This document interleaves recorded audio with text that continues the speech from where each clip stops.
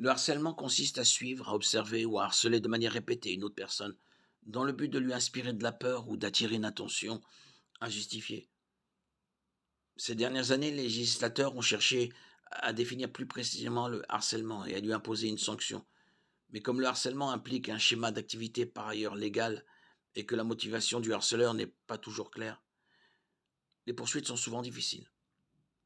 Le harcèlement est généralement précédé d'un intérêt obsessionnel pour une autre personne. Cet intérêt peut être possessif ou positif ou négatif. Par exemple, un homme peut devenir amoureux d'un collègue et la couvrir de cadeaux et d'appels téléphoniques, non désirés, même après qu'elle lui a demandé d'arrêter. Elle peut à juste titre interpréter son intention comme du harcèlement. Bien que ses motivations puissent lui sembler positives, elles sont interprétées comme négatives par elle. Inversement, un homme peut croire qu'il a été traité injustement par un collègue et traquer cette personne pour se venger. Appeler, puis raccrocher, passer lentement devant la maison ou suivre une personne sont autant de moyens par lesquels un harceleur peut susciter la peur.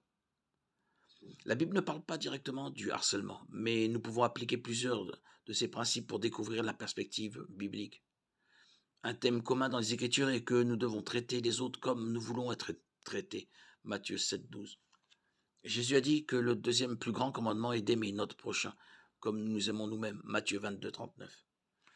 Le harcèlement est le contraire du comportement que le Christ a ordonné. Malgré ce que peut penser un prétendant amoureux, traquer son obsession n'est pas de l'amour. Romains 13,10 dit: l'amour ne fait pas de mal au prochain. Instille la peur, l'appréhension ou l'agacement chez quelqu'un, c'est lui faire du mal.